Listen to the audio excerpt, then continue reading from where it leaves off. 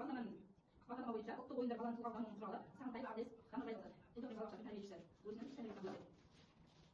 Саламатсыздар ма, құрметті әріптестер? Бүгінгі күндердің сәтінде мен бүгінгі семинар тақырыбы ұлттық ойындар баланың тұлғалық дамуының құралы. Жалпы мақсатым мектепке дейінгі сынып балалардың тұлғалық дамуын ұлттық ойындар арқылы қолдау, оларды рухани адамгершілік, әлеуметтік және танымдық қабілеттерін қалыптастыру, ұлттық ойындардың рөлін ашу. Бүгінгі семинар тақырыбының негізгі міндеті балаларды ұлттық құндылықтарды бойларына сіңірту. Міне сіздермен қазір бөліскім келіп тұр. Айналмалы шаңырақ ойынын алып келдім. Айналмалы шаңырақ ойыны бұл әр тәрбиешінің өзінің қолдануына жеткізуіне байланысты деп ойлаймын. Яғни айналмалы шаңырақ шаңырағы биік болса, шаңырағымыз әрдайым биік болады деген мақсатта. Алайдағы айналмалы шаңырақтың ерекшелігі, яғни бұл өзімізді айналып әртүрлі түсте баланың қызығушылығын арттыру мақсатында, яғни түстерді де меңгере отырып, ұлттық үйді меңгере отырып, шаңырақты меңгерте отырып, балалар осы әр үйдің ішіндегі тапсырманы алып орындауы керек. Бұл үшін айналмалы шаңырақты бастамас бұрын мен ең бірінші әр үйді таңдап алу мақсатында ұлттық асықтарды пайдаланғым келіп тұр. Осы ұлттық асықтарды ортаға шашу арқылы, яғни әр адам шаңырақтың қасында тұрған мына асықты алу арқылы өзінің түсіне сәйкес өзінің үйшігіне барады. Яғни әр шаңырақтың ішінде қағазда жазылған тапсырмалар бар.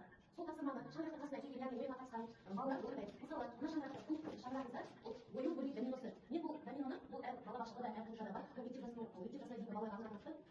Бұл доминоны ойнатуға болады. Яғни бұл доминода қазақтың ұлттық ойынын меңгере отырып, оны ойлау қабілетін жетілдіру, шапшаңдықтарын байқау мақсатында осы доминоны құрастырып, қазір яғни бір-біріне сәйкестендіріп құрастырады. Ойынды да құрастыруға болады, и аржағында қазақтың салт дәстүрлері, әшекейлер, ұлттық киімдер, тәрбие жағын қолдануға болады. Яғни бұл әр тәрбиешінің өзінің ізденуіне қалай түсіндіруіне байланысты айтып өтеміз. Екінші, осылай тапсырманы орындай келе айналымда айналдыра келе мен екінші ойын таңдадым. Бұл ойын, яғни бұл да тақырыбына сай қазақтың ұлттық оюы кесу арқылы, ұстау арқылы, ортада шашылып жатады. Осыны іздену арқылы, яғни баланың есте сақтау қабілетін дамыту мақсатында оюларды сәйкестендіреді. Яғни мынау қошқар дейміз, бұны біз не үшін пайдаланамыз, бұның түсі қандай, бұл неге салуға болады деп, яғни балаларға сұрақтарға жауап алған мақсатында ойнатуға болады.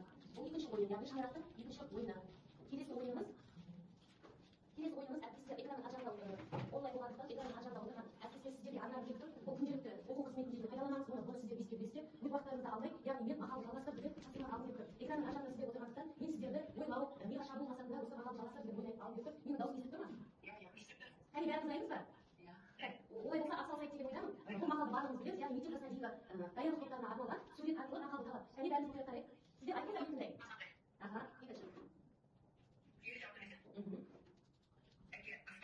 Жарайсыз.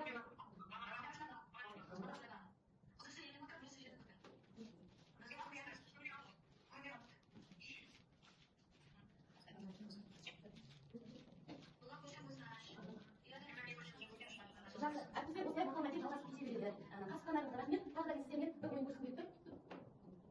Бұл да сіздерге арналған, яғни экранның аржағында отырғандықтан сіздерді де ойынға қатыстырғым келіп тұр. Яғни бұда дыбыс пен сан жасырынған бір сөз шығу керек. Сол сөзді сіздер ойлау, есте сақтау қабілеттеріңізді